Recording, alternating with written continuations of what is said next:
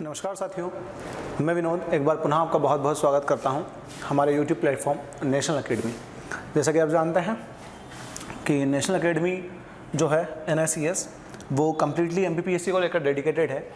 और सबसे महत्वपूर्ण बात जो हमारे वीडियो में आपको बताते हैं, अगर आप हमारे साथ जुड़ना चाहते हैं तो ये हमारे लिंक दिए हुए हैं फेसबुक के, टेलीग्राम के और व्हाट्सएप के। और आपके अगर कुछ इंक्वायरीज़ हैं या क्वेरीज़ हैं हमसे रिलेटेड कुछ, तो आप हमसे इन चीज़ों के माध्यम से कांटेक्ट कर मालूम कर सकते हैं। तो बढ़ते हैं साथियों लेक्चर की तरफ।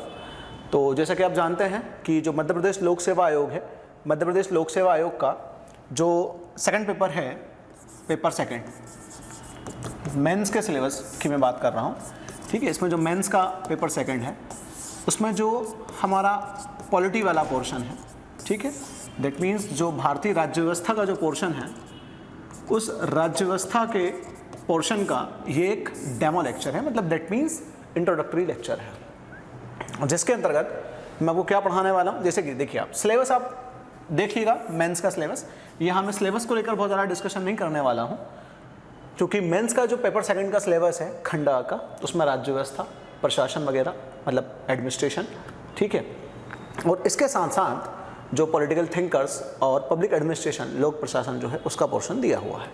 तो सबसे फर्स्ट उसमें जो पॉलिटी वाला पोर्शन है राज्य व्यवस्था, उसके बारे में हम आज बात करने वाले हैं।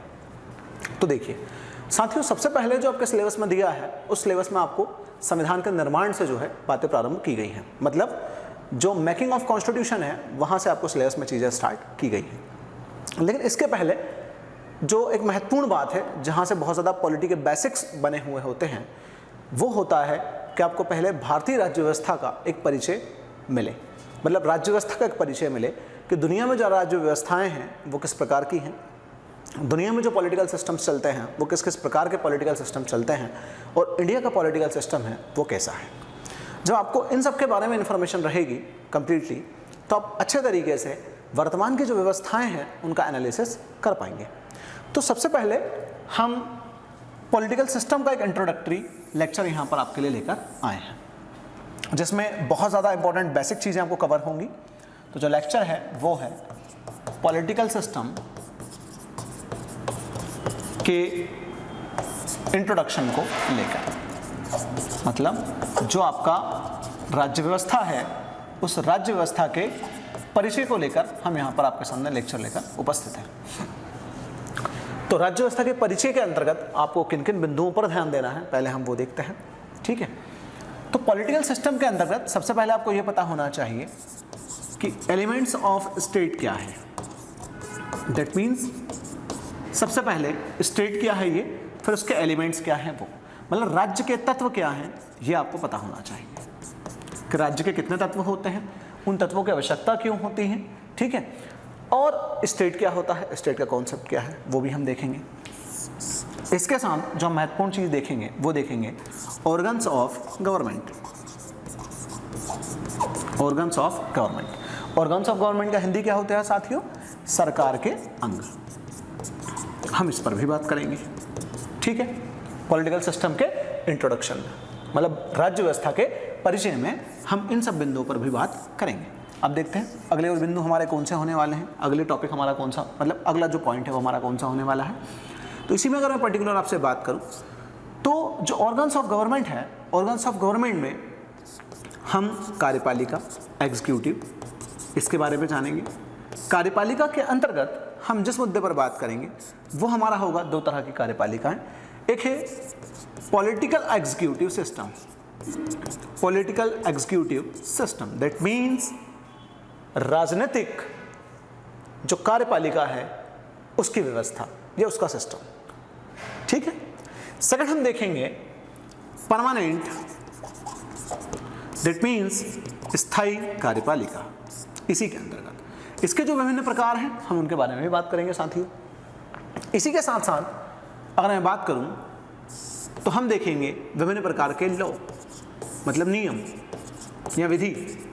जो विधियां होती हैं वो कितने प्रकार की होती हैं, विधियों के प्रकार कौन कौन से हैं, और किस देश में कौन सी विधि चलती है, किस विधि को लेकर कौन सा कानून बनाया जाता है, हम उन चीज़ों पर भी यहाँ बात करने वाले हैं। तो देखिए ये लेक्चर आपके लिए बहुत ज़्यादा इंपॉर्टेंट क्यों होने वाला है। सबसे बड़ी बात तो ये है ये लेक्चर आपके लिए बहुत ज़्यादा इंपॉर्टेंट इसलिए होने वाला है, जब तक आपको सरकार के अंगों के बारे में इंफॉर्मेशन नहीं होगी, मतलब कार्यपालिका के बारे में इंफॉर्मेशन नहीं होगी, विधि के बारे में इंफॉर्मेशन नहीं होगी, ठीक है। और सरकार के अंग में क्या आता है? विधायिका आता है। जब तक आपको विधायिका के बारे में इंफॉर्मेशन नहीं होगी, यहाँ बता देता हूँ, लेजिस्लेचर, विधायिका। सरकार के अंगों में एक जुडिशरी आता है, मतलब न्यायपालिका। जब तक आपको इन सब चीज़ों के बारे में इंफॉर्मेशन नहीं होगी साथियों, आप बहुत अच्छे तरीके से पॉलिटी को एनालिसिस कर नहीं पढ़ पाएंगे। जो क्वेश्चन एग्जामिनेशन में आते हैं और जो स्पेशली बेसिक से कोरिलेट होकर क्वेश्चन आते हैं, उन क्वेश्चनों को सॉल्व करने में, उनके आंसर राइटिंग करने में आपको समस्याएं आएंगी। तो ध्यान रहे, जो पहला लेक्चर है वो बहुत ज़्यादा आपके लिए इस लिहाज से इंपॉर्टेंट होने वाला है। आगे बढ़ते हैं साथियों इसी में, और हम किन बिंदुओं पर चर्चा करने वाले हैं हम वो भी देखते हैं। इसमें जो हम आगे बात करने वाले हैं वो करने वाले हैं लोकतंत्र, ठीक है, डेमोक्रेसी और डेमोक्रेसी के टाइप्स पर, मतलब इसके प्रकार पर, इस पर भी हम बात करने वाले हैं। और वर्तमान में क्या व्यवस्था कहाँ चल रही है, हम इस मुद्दे पर भी बात करेंगे। तो जैसा कि आप देख पा रहे होंगे कि काफ़ी ज़्यादा टॉपिक्स हैं पॉलिटिकल सिस्टम के इंट्रोडक्शन में, तो स्वाभाविक है कि शायद एक लेक्चर बहुत ज़्यादा लंबा होगा, तो मैं इसे 2 पार्ट में आपके सामने लेकर उपस्थित रहूँगा। तो जो आज वाला जो पार्ट है उसमें देखते हैं हम कहाँ तक होता है। मेरे ख्याल से जो ऑर्गन्स ऑफ गवर्नमेंट है और जो विधियाँ हैं वहाँ तक हम उसको पूरा कवर कर लेंगे। तो बढ़ते हैं साथियों आगे इसी में। देखिए, सबसे पहली बात जो मैंने आपको बताई थी वो मैंने बताया था कि पॉलिटिकल सिस्टम में सबसे पहले हम स्टेट को देखेंगे कि स्टेट क्या होता है, ठीक है। तो सबसे पहले हम स्टेट को देखते हैं कि स्टेट क्या है, उसके बाद हम आगे बढ़ते हैं। तो सबसे पहले आते हैं स्टेट, राज्य। क्योंकि राज्य रहेगा तभी तो राज्य व्यवस्था रहेगी, नहीं तो राज्य व्यवस्था कैसे रहेगी। जो पॉलिटिकल सिस्टम है वो पॉलिटिकल सिस्टम राज्य रहेगा तो रहेगा ना, ठीक है। तो देखिए, अगर राज्य की कोई पर्टिकुलर हम बात करें तो राज्य की कोई एक डेफिनेशन देना संभव नहीं है। जो राज्य है, राज्य को हम कहीं ना कहीं देख नहीं सकते हैं। क्या बोल रहा हूं मैं? राज्य को हम देख नहीं सकते हैं, सिर्फ हम इसे व्यवस्थाओं के रूप में डिफाइन कर सकते हैं। जैसे कि मगर भारत के राज्य की बात करूं तो राज्य में क्या होगा? तमिलनाडु आ सकता है, मध्य प्रदेश आ सकता है, उत्तर प्रदेश आ सकता है, ये भारत के राज्य हैं। लेकिन राज्य वर्ड का उपयोग पर्टिकुलर देश के संदर्भ में भी होता है। तो दैट मीन्स कि एक राज्य की एक अच्छी डेफिनेशन, एक राज्य का एक अच्छा स्वरूप क्या होगा? तो राज्य का एक अच्छा स्वरूप यह होगा कि एक पर्टिकुलर राज्य के अंदर उसका एक निश्चित ज्योग्राफिकल एरिया होता है, एक निश्चित भूभाग होता है, जिसके अंदर एक जनसंख्या होती है। उस जनसंख्या के अंदर किसी पॉलिटिकल सिस्टम के माध्यम से सरकार जो है शासन करती है, शासन को संचालित करती है। तो एक पर्टिकुलर राज्य होता है, ठीक। तो राज्य के बारे में आपको बहुत अच्छी इंफॉर्मेशन मिलेगी एलिमेंट्स ऑफ स्टेट से, कि राज्य के जो तत्व हैं वो क्या होते हैं। तो सबसे पहले साथियों हम बात करते हैं कि राज्य के तत्व क्या हैं। पहले हम इस पर आते हैं। तो देखिए, जब मैं राज्य के तत्व की आपसे बात करूंगा तो सबसे पहले, जैसे कि स्क्रीन पर आप देख पा रहे होंगे, राज्य के तत्व में, एलिमेंट्स ऑफ स्टेट में आपको 4 चीजें यहां पर दिख रही होंगी, ठीक। अब ध्यान से देखिए, 4 चीजें यहां पर आपको देखने के लिए मिलेंगी। सबसे पहले है भूभाग, ज्योग्राफिकल एरिया, उसके बाद जनसंख्या, पॉपुलेशन, उसके बाद में है सरकार, गवर्नमेंट, और उसके बाद में है संप्रभुता, सॉवरेनिटी। अब आपको महत्वपूर्ण तरीके से इन 4 बिंदुओं पर ध्यान देना है। एलिमेंट्स ऑफ स्टेट में 4 बिंदु हमने क्यों लिए हैं? तो देखिए, अगर मैं इसको पर्टिकुलर पूरा डिफाइन करूं तो एलिमेंट्स ऑफ स्टेट में जो 4 बिंदु हैं उनमें सबसे पहला कौन सा है? सबसे पहला है ज्योग्राफिकल एरिया, भूभाग। तो देखिए, राज्य जिन तत्वों से मिलकर बना है उसमें सबसे पहला तत्व कौन सा है? Geographical area. जो राज्य होता है उस राज्य का एक निश्चित ज्योग्राफिकल एरिया होता है, भूभाग होता है, और उस भूभाग को मिलाकर उस राज्य का अस्तित्व होता है।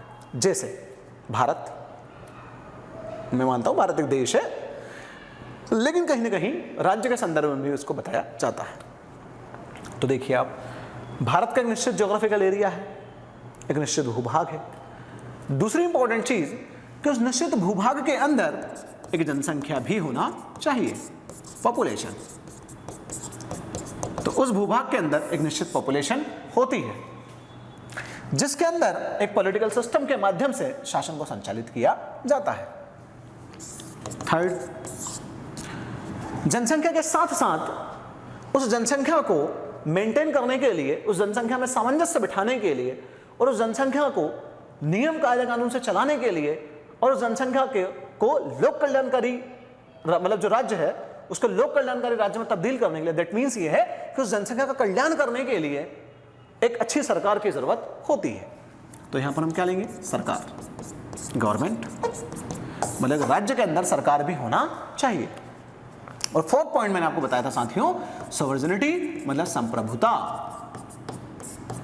ठीक है, इन चारों एलिमेंट से मिलकर एक राज्य का अस्तित्व बनता है। जब तक ये चारों एलिमेंट्स नहीं मिलेंगे एक राज्य का अस्तित्व नहीं बनेगा। दैट मीन्स अगर इनमें से कोई एक भी एलिमेंट, मान लो संप्रभुता को मैंने हटा दिया, गायब होता है, हटता है, तो राज्य का अस्तित्व जो है वो खतरे में आता है। मतलब किसी भी राज्य को पूर्ण राज्य बनाने के लिए इन चारों एलिमेंट्स की जरूरत होती है। ठीक है, these are essential elements of a state. Clear है साथियों? मतलब समझिए, सरकार का मतलब तो आपको पता ही है। अब सॉवरेनिटी का मतलब समझिए, दैट मीन्स आप संप्रभुता का मतलब समझिए।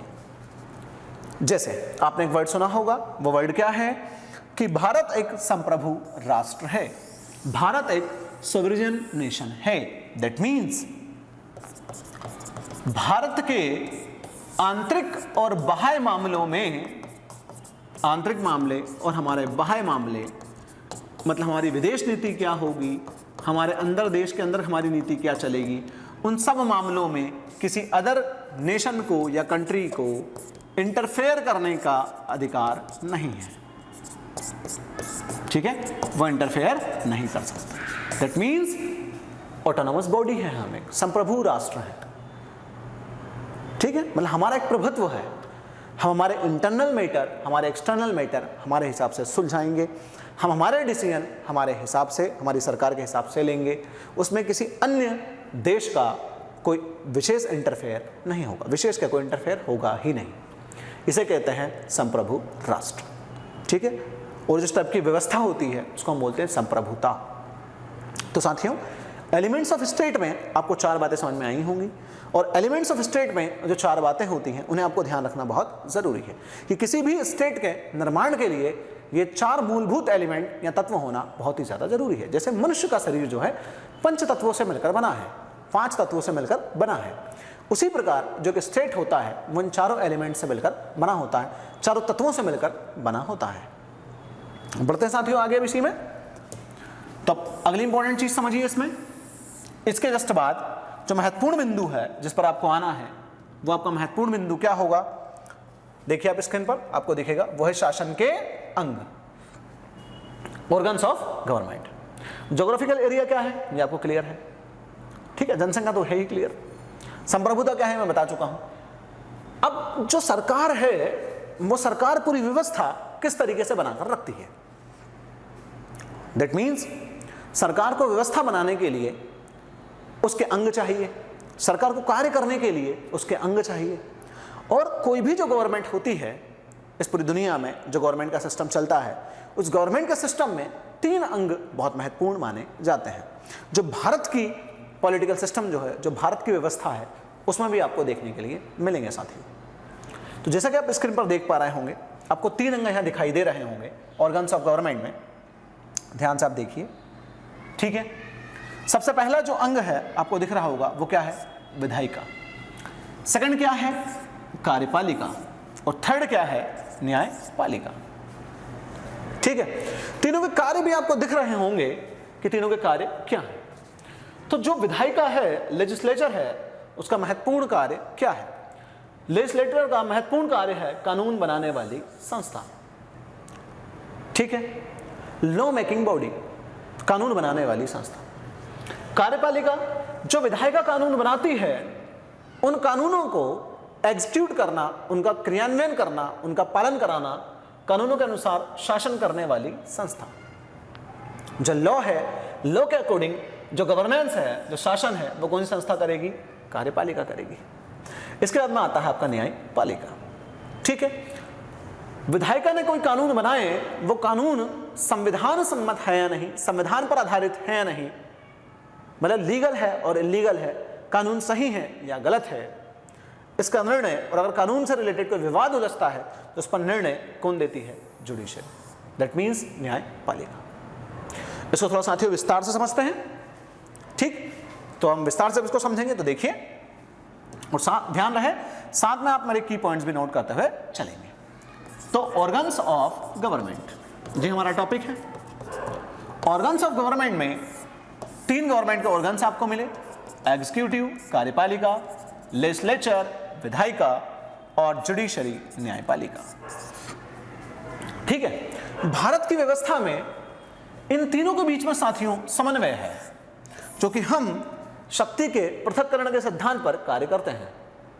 दैट मीन्स ये है कि हमने एग्जीक्यूटिव को एग्जीक्यूटिव के लिए पावर्स दे रखी, कार्यपालिका को कार्यपालन के लिए शक्तियां देकर रखी, लेजिस्लेचर को कानून बनाने के लिए शक्तियां देकर रखी हैं, और जुडिशरी को, न्यायपालिका को भी हमने न्याय के लिए शक्तियां देकर रखी हैं। अब कौन किस सिद्धांत पर आधारित है, कैसे कार्य करता है, वही हमें आगे समझना। लेकिन जनरल एग्जाम्पल समझिए कि भारत में अगर एग्जीक्यूटिव का एग्जाम्पल देना हो, कार्यपालिका का एग्जाम्पल देना हो, तो भारत की कार्यपालिका में कौन कौन आते हैं?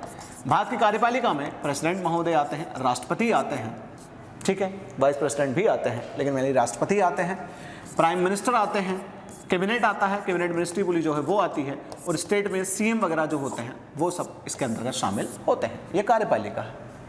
ठीक, लेजिस्लेचर विधायिका, विधायिका के अंतर्गत जो लॉ मेकिंग बॉडी है, जहां पर कानून बनते हैं, तो विधायिका के अंतर्गत कौन आता है? विधायिका के अंतर्गत लोकसभा आता है, राज्यसभा आता है, और स्टेट में जो विधानसभाएं हैं वो भी इसके अंतर्गत आती हैं, और कुछ जगहों पर, कुछ स्टेट्स में हमारे यहाँ पर अगर विधान परिषद है तो उसको भी इसमें शामिल कर लिया जाता है। ठीक साथियों, बढ़ते हैं आगे। जुडिशरी में क्या है? जुडिशरी में सुप्रीम कोर्ट है, हाई कोर्ट है, और उसका जो डिस्ट्रिक्ट कोर्ट्स वगैरह जो होते हैं, जो अदालतें होती हैं, वो भी इसके अंतर्गत शामिल किए जाते हैं। तो इस शासन के 3 महत्वपूर्ण अंग हैं। इन तीनों अंगों के माध्यम से जो शासन है वो चलता है। मतलब शासन के 3 अंगों से दैट मीन्स ये है कि एक सरकार के 3 अंग हैं जिनके माध्यम से सरकार जो है शासन व्यवस्था चलाती है। इतना क्लियर हो गया होगा साथियों आपको? इसी में जस्ट थोड़ा सा आगे बढ़ते हैं। तो अब आगे देखिए, इसी में सबसे पहले इसमें हम आते हैं कार्यपालिका पर, कि कार्यपालिका कैसी होती है, कार्यपालिका कितने प्रकार की होती है, और कार्यपालिका को किस प्रकार से कार्य करने चाहिए, हम उस पर आते हैं। तो देखिए नेक्स्ट स्लाइड की तरफ बढ़ते हैं आगे। तो देखिए साथियों, कार्यपालिका, एग्जीक्यूटिव, एग्जीक्यूटिव में आपको बहुत ही अच्छे तरीके से क्या दिख रहा होगा? इसके टाइप्स दिख रहे होंगे। एग्जीक्यूटिव के टाइप्स जो हैं वो आपके सामने हैं। देखिए आप यहां 2 टाइप दिख रहे हैं आपको। फर्स्ट है राजनीतिक कार्यपालिका, पॉलिटिकल एग्जीक्यूटिव। सेकंड है स्थायी कार्यपालिका, परमानेंट एग्जीक्यूटिव। देखिए पॉलिटिकल एग्जीक्यूटिव में क्या है साथियों, एक महत्वपूर्ण बात है, आपने एक चीज देखी होगी कि हम 5 साल के बाद अपनी सरकार को बदल देते हैं। ठीक है, कितने साल के बाद? 5 साल के बाद हम अपनी सरकार जो है उसको बदलते हैं। क्यों? क्योंकि जो सरकार है वो है पॉलिटिकल एग्जीक्यूटिव, मतलब जो पॉलिटिकल पार्टी की सरकार बनती है, मैं उसकी बात कर रहा हूं, उसको हम 5 साल में बदल देते हैं। लेकिन जो स्थायी कार्यपालिका है उसको हम नहीं बदल सकते। स्थायी कार्यपालिका के अंतर्गत कौन आएगा?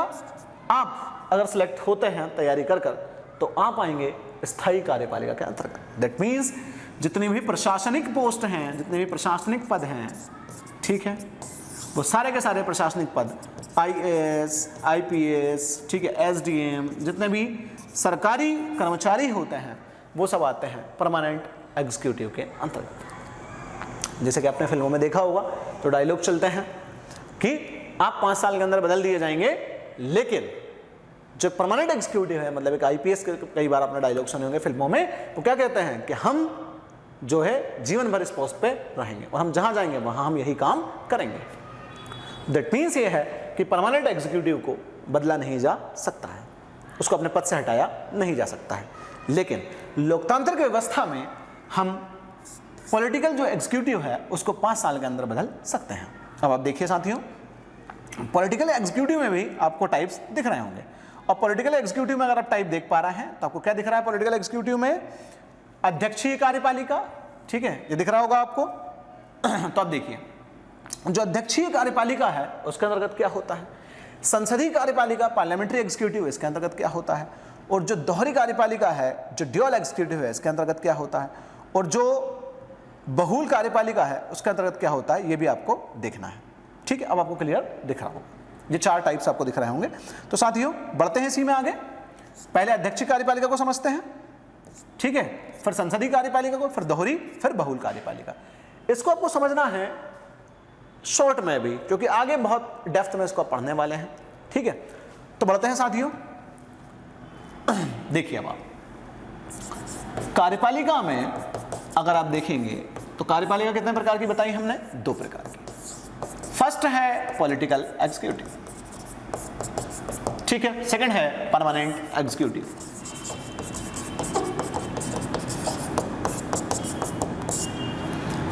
सबसे इंपॉर्टेंट जो हमें समझना है वो समझना है पॉलिटिकल एग्जीक्यूटिव। ठीक साथियों, पॉलिटिकल एग्जीक्यूटिव में सबसे पहली प्रणाली है अध्यक्षीय प्रणाली, प्रेसिडेंशियल सिस्टम। ठीक है, कौन सा सिस्टम है साथियों? Presidential system. तो समझते हैं विस्तार से यहां इसको। प्रेसिडेंशियल सिस्टम जो है, अध्यक्षीय प्रणाली जो है, उसमें आपको जो महत्वपूर्ण बात मिलेगी वो ये मिलेगी कि अध्यक्षीय प्रणाली में जो प्रमुख होता है और जिसके पास समस्त कार्यकारी शक्तियां भी होती हैं, एग्जीक्यूटिव पावर्स वगैरह जो सब जिसके हाथ में होती हैं, वो होता है राष्ट्रपति। ठीक है, और स्टेट में कौन होता है? राष्ट्रपति के अधीन गवर्नर, मतलब राज्यपाल। राज्यपाल के पास सारी पावर होती हैं किस चीज को लेकर? कार्यकारी शक्तियों को लेकर स्टेट में।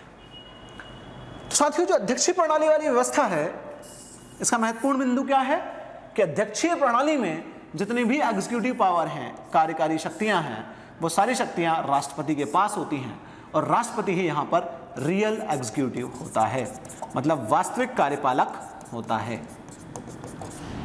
ठीक है, वास्तविक कार्यपालक यहां पर कौन है? राष्ट्रपति है। ठीक, और स्टेट की अगर आप बात करेंगे तो स्टेट के अंदर राष्ट्रपति के अधीन जो गवर्नर है वो होते हैं, और स्टेट में जो कार्यपालिक प्रमुख होते हैं जिनके पास समस्त वास्तविक कार्यपालिका की शक्तियां होती हैं, वो राज्यपाल होते हैं। अब इतना तो आपको समझ में आया होगा कि ये तो एक सैद्धांतिक बात हो गई। इसका कोई एग्जाम्पल? बिल्कुल, आप अपनी बात को एग्जाम्पल के माध्यम से ही जस्टिफाई करेंगे, जहां पर आपको एग्जाम्पल देने हैं। क्योंकि अगर आप एग्जाम्पल देंगे दैट मीन्स आप अपनी बात को अच्छे तरीके से जस्टिफाई कर पा रहे हैं। इसका एक बहुत बढ़िया सा एग्जाम्पल है, वो है अमेरिका। अमेरिका में आपको जनरली ये व्यवस्था देखने के लिए मिलेगी। अमेरिका में जो अभी वहाँ के राष्ट्रपति हैं बाइडेन साहब, उनको पूरी पावर है किस चीज़ की? एग्जीक्यूटिव की, मतलब कार्यपालिक शक्तियाँ उनके पास में है। वो अपने हिसाब से अपनी कैबिनेट चुनते हैं और उसके बाद में कार्य करते हैं। तो इसको हम क्या बोलते हैं? अध्यक्षीय प्रणाली, प्रेसिडेंशियल सिस्टम। ठीक साथियों, बढ़ते हैं आगे कार्यपालिका के दूसरे बिंदु की तरफ, जो पॉलिटिकल एग्जीक्यूटिव है। उस पॉलिटिकल एग्जीक्यूटिव के दूसरे बिंदु की तरफ हम बढ़ते हैं। दूसरा पॉइंट हमारा क्या था? संसदीय प्रणाली, पार्लियामेंट्री सिस्टम।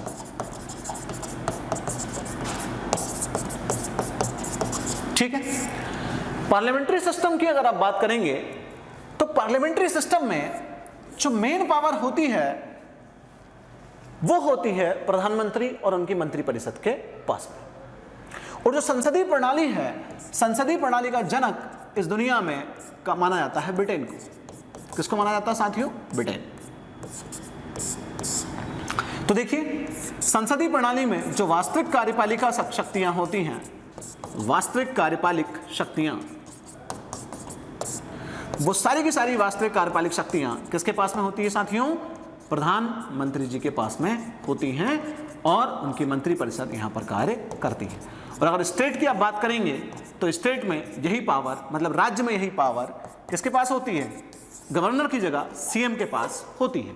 मतलब संसदीय प्रणाली में जो राष्ट्रपति होते हैं और जो गवर्नर होते हैं, जैसे जो राष्ट्रपति हैं, राष्ट्रपति यहां पर नाम मात्र की कार्यपालिका होते हैं। नाम मात्र की कार्यपालिका मतलब नॉमिनल एग्जीक्यूटिव यहां पर राष्ट्रपति साहब होते हैं। ठीक है, मतलब राष्ट्रपति को रियल पावर नहीं होती है, वास्तविक जो कार्यपालिका की शक्तियां हैं वो राष्ट्रपति को नहीं होती हैं। वास्तविक कार्यपालिका जो शक्तियां हैं वो प्रधानमंत्री जी के पास में होती हैं। संसदीय प्रणाली का बढ़िया सा एग्जाम्पल एक तो ब्रिटेन हो ही गया है। सेकंड, भारत, इंडिया ने भी संसदीय शासन प्रणाली को ही अपनाया है। इंडिया ने क्यों संसदीय शासन प्रणाली को अपनाया है? ठीक है, इस जगह पे और कोई व्यवस्था हो सकती थी क्या? कोई नई व्यवस्था आ सकती है क्या? इन सब का भी हम एनालिसिस करेंगे हमारे आने वाले लेक्चर्स में, लेकिन अभी सिर्फ एक इंट्रोडक्टरी लेक्चर है। मैं उस हिसाब से आपको सारी चीज़ें यहाँ पर समझाने का प्रयास कर रहा हूँ साथियों। अब देखिए, आप संसदीय प्रणाली के जस्ट बाद अगर मैं आपसे पर्टिकुलर बात करूँ तो आपने जनरली तो सुना होगा कि संसदीय प्रणाली और अध्यक्षीय प्रणाली, पार्लियामेंट्री सिस्टम और प्रेसिडेंशियल सिस्टम, यही दोनों मेनली सिस्टम होते हैं। लेकिन हम अगर पर्टिकुलर बात करें तो कुछ और सिस्टम भी हैं। थर्ड सिस्टम क्या था? Dual political executive. ठीक है, यह सिस्टम दैट मीन्स द्वि राजनीतिक कार्यपालिका, ये सिस्टम भी चलता है, या कहीं पर ड्यूअल सिस्टम भी चलता है। अगर मैं इसको डायरेक्ट ड्यूअल सिस्टम बोलूं तो आप ये भी कर सकते हैं।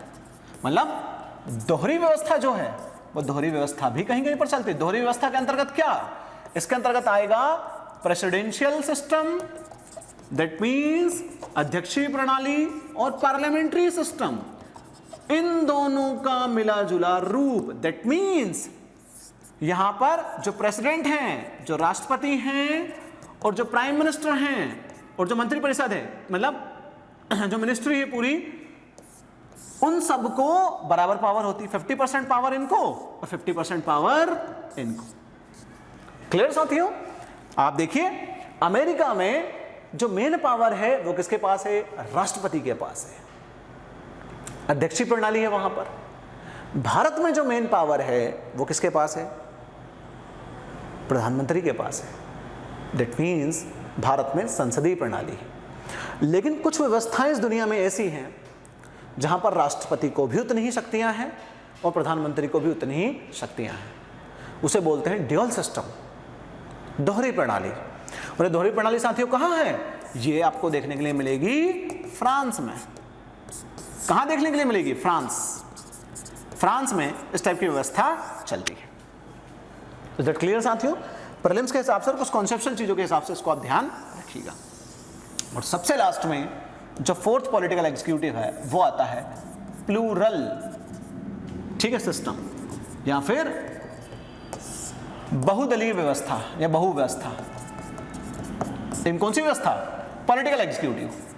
मतलब वही क्या जो टॉपिक चल रहा है, दैट मीन्स राजनीतिक जो कार्यपालिका है, हम उसकी बात कर रहे हैं। ये उसका चौथा प्रकार है। तो जो प्लूरल सिस्टम है वो प्लूरल सिस्टम क्या कहीं चलता है? और प्लूरल सिस्टम में होता क्या है? देखिए साथियों, मोर देन टू बॉडीज रहेंगी इसमें। और जैसे कि मैं एग्जांपल देता हूं आपको स्विट्जरलैंड का। स्विट्जरलैंड के अंदर जो 7 लोग होते हैं वो प्रमुख होते हैं, और उन 7 में बराबर शक्तियों का विभाजन होता है। बराबर विभाजन किसका? शक्तियों का बराबर विभाजन रहेगा। मतलब सरकार को चलाने में, पॉलिटिकल सिस्टम में 7 लोग प्रमुख होते हैं और इन 7 के पास में बराबर शक्तियां होती हैं। मतलब कि 2 लोगों के बीच में अगर शक्तियों का बंटवारा होता है, दैट मीन्स वो ड्यूअल है, दोहरा है। ठीक है, लेकिन यहां पर अगर जो बंटवारा हो रहा है वो 7 लोगों के बीच में हो रहा है, इसलिए हम इसको बोलते हैं प्लूरल सिस्टम। ठीक है, तो पॉलिटिकल जो एग्जीक्यूटिव है, जो राजनीतिक कार्यपालिका है, उसके हमने 4 चीजें पढ़ी हैं साथियों। सबसे पहले अध्यक्षीय प्रणाली, प्रेसिडेंशियल सिस्टम, कहाँ था? अमेरिका। संसदीय शासन प्रणाली, पार्लियामेंट्री सिस्टम, वो कहाँ था? ब्रिटेन और इंडिया में है। ड्यूअल वो कहाँ है? फ्रांस में, जिसमें राष्ट्रपति और प्रधानमंत्री दोनों को लगभग बराबर पावर है। और नेक्स्ट है लास्ट प्लूरल, जिसके अंतर्गत 2 से अधिक लोग हैं, एक समूह है, और उस समूह में सभी व्यक्तियों को बराबर शक्तियाँ दे दी गई हैं। और ये व्यवस्था कहाँ देखने के लिए मिलती है साथियों? स्विट्जरलैंड में। बढ़ते हैं साथियों आगे इसी में अब कि जो कार्यपालिका हैं अब वो नियम लॉ किस हिसाब से बनाती हैं और लॉ के क्या प्रकार होते हैं। हम थोड़ा सा इसकी तरफ आगे बढ़ते हैं। तो देखिए, अगर लॉ के पर्टिकुलर प्रकारों की आप बात करेंगे तो जो लॉ के मेन प्रकार होते हैं वो कौन कौन से होते हैं। देखिए पीपीटी में आपको नहीं दिख रहा होगा, मैं अलग से आपको बताता हूं कि लॉ के कौन से प्रकार होते हैं। देखिए साथियों, हमने सिस्टम समझ लिए हैं कि दुनिया में किस किस प्रकार के सिस्टम होते हैं, लेकिन वो सिस्टम किस प्रकार के नियम बनाते हैं ये भी एक महत्वपूर्ण बात है। मतलब विधि किस प्रकार की बनाते हैं ये भी एक महत्वपूर्ण बात है, और वो विधि किन चीज़ों पर आधारित होती है ये भी एक इंपॉर्टेंट बात है। कि जब तक आपको वो विधि किन बिंदुओं पर आधारित है, ठीक है, किन फिलॉसफीज पर आधारित है, तब तक ये पता नहीं होगा, तब तक आप बहुत अच्छे तरीके से न्याय सिद्धांत और जो शक्ति का विभाजन, जो फेडरल प्रिंसिपल वगैरह सारी जो चीज़ें हैं उनको अच्छे तरीके से कवर नहीं कर पाएंगे। तो सबसे पहले आप विधि के प्रकार वो देखिए, टाइप्स ऑफ लॉ, और देखिए इसका हम अगले बिंदु की तरफ आगे बढ़ते हैं कि टाइप्स ऑफ लॉ कैसे होते हैं। आपने एग्जीक्यूटिव समझ लिया है, ठीक है, हालांकि मुझे पता है इसके बाद लेजिस्लेचर आना चाहिए, मतलब विधायिका आना चाहिए, लेकिन विधायिका बनाती है कानून, मतलब विधायिका बनाती है विधि। तो विधायिका जो विधि बनाएगी, सबसे पहले हम विधायिका को पढ़ने से पहले विधि के प्रकार पढ़ लें तो ज्यादा सही रहेगा। तो देखिए विधि के प्रकार पहले देखते हैं, उसके बाद हम देखेंगे विधायिका। तो विधि के प्रकार, टाइप्स ऑफ लॉ, हम ये देखते हैं साथियों। जब टाइप्स ऑफ लॉ की अगर मैं बात करता हूं तो उसमें अलग अलग प्रकार के लॉ चलते हैं। एक होता है पॉजिटिव लॉ, जिसको हिंदी में बोलते हैं सकारात्मक विधि।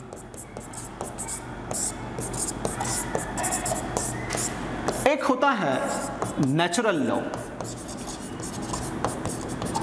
जिसे हिंदी में बोला जाता है नैसर्गिक विधि, नैसर्गिक विधि। एक आपका होता है थर्ड कॉमन लॉ,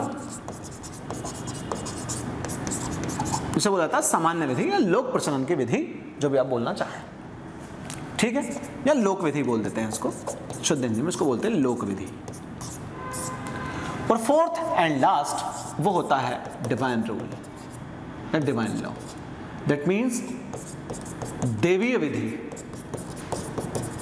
अब आप देखिए, जब आप लॉ समझ लेंगे, विधि के प्रकार समझ लेंगे, तो आपको समझ में आएगा कि कौन सा देश किस विधि को फॉलो कर कानून बनाता है या विधियां या नियम बनाता है।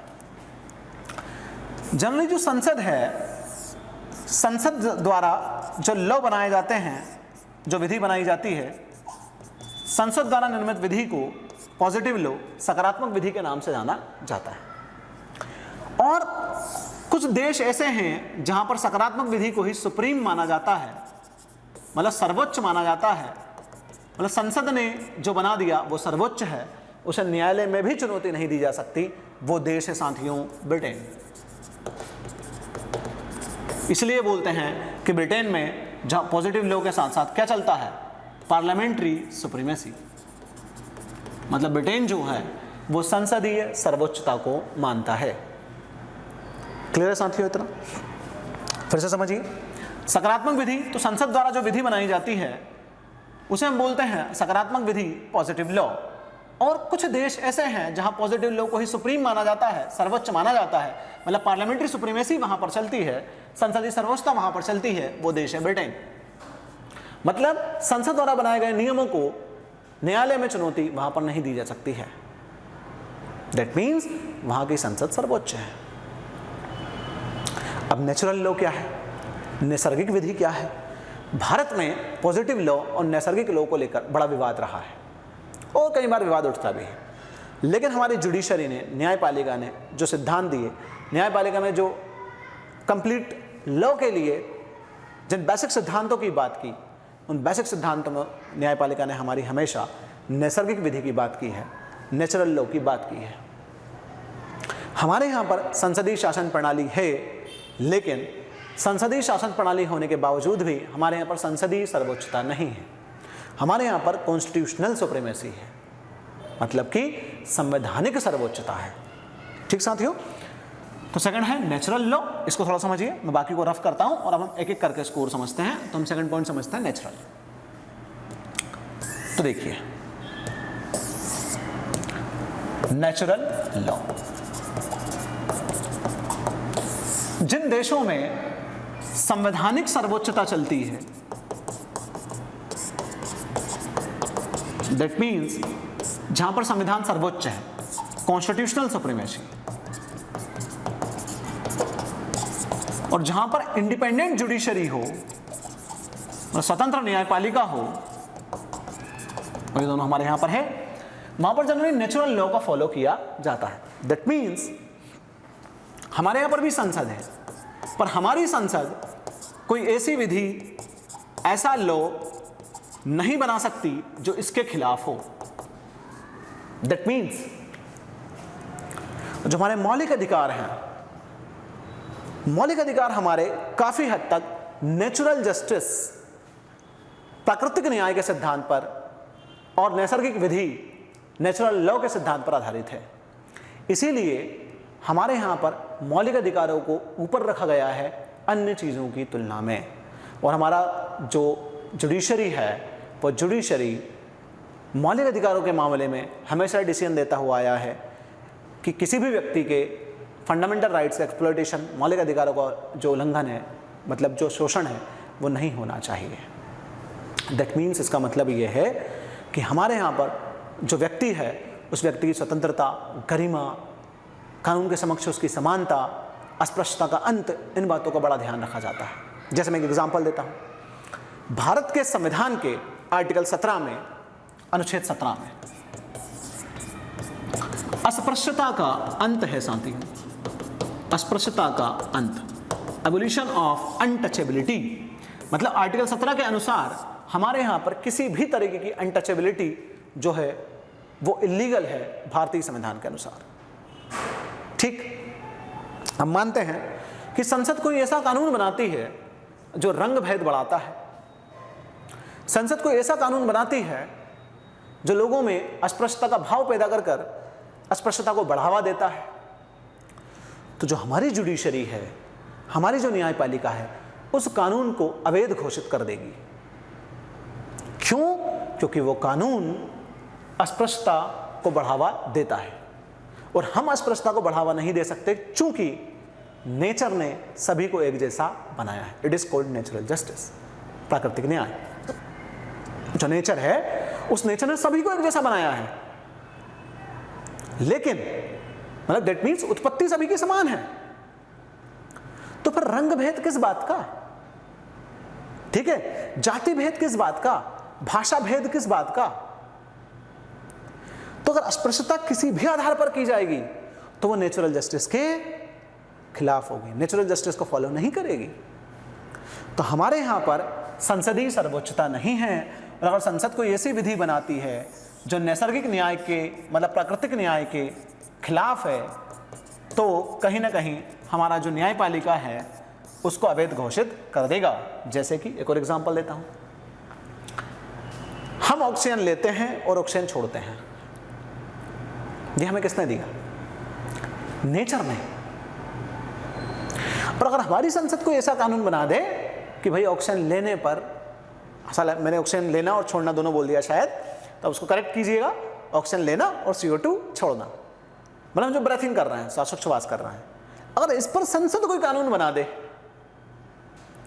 कि अब आपको ऑक्सीजन लेने पे और CO2 छोड़ने पे टैक्स लगेगा, दैट मीन्स आप प्राकृतिक न्याय, नैसर्गिक न्याय के विरोध में काम कर रहे हैं। तो उस एक्ट को, उस कानून को हमारी जो न्यायपालिका है वो अवैध घोषित कर देगी। इसको आप एक और बात से जोड़िए साथियों, एक हिस्ट्री से जुड़वाता हूं मैं से। जैसे गांधी जी प्राकृतिक न्याय के सिद्धांत को फॉलो करते थे। गांधी जी रंग भेद के बड़े खिलाफ थे, ठीक है, अस्पृश्यता का अंत करने के लिए गांधी जी ने काफी प्रयास किया और थे ही इसके खिलाफ भी वो। दूसरी इंपॉर्टेंट चीज, जब उन्होंने नमक सत्याग्रह किया और जब नमक कानून तोड़ा तो उन्होंने अंग्रेजों से क्या बोला कि देखिए जो नमक है ना वो प्राकृतिक तरीके से हमें मिला है, नमक आपने नहीं बनाया, नमक बनाया है समुद्र ने, और समुद्र भी आपने नहीं बनाया। वो बनाया है प्रकृति ने। तो जो प्रकृति ने ही सबको दिया है, किसी ने उसको बनाया ही नहीं है, तो उस रिसोर्स पर आप पूर्णतः आपका अधिकार बताकर कानून कैसे बना सकते हैं? तो नेचर, ठीक है। तो भारत के अधिकांशतः कानून में जो सारी चीजें बनेंगी वो कहीं ना कहीं नेचुरल लॉ, नैसर्गिक विधि को पालन करते हुए बनाई जाएंगी। मतलब इस बात का ध्यान रखा जाएगा कि नैसर्गिक विधि, नेचुरल लॉ का हम पालन करें। ठीक है साथियों। थर्ड पॉइंट, इसमें थर्ड पॉइंट मैंने बताया था कॉमन लॉ, लोक विधि। जिन जगहों पर जनरली विधियां सही से लिखी हुई ना हो और इस तरीके से विधि निर्माण ना होती है जिन तरीकों से विधि निर्माण होना चाहिए, तो वहां पर जो लोक प्रचलन में जो चीजें चल रही होती है काफी समय से, उन लोक प्रचलन की चीजों को ही वहां पर विधि या लॉ बना दिया जाता है।